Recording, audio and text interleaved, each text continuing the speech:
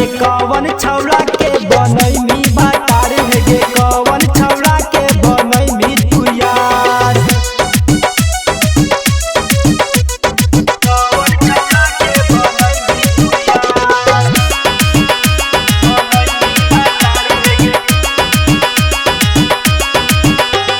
अनुपम सिकंदर और नीतीश लाल गे कहो कि एक नंबर माल गे।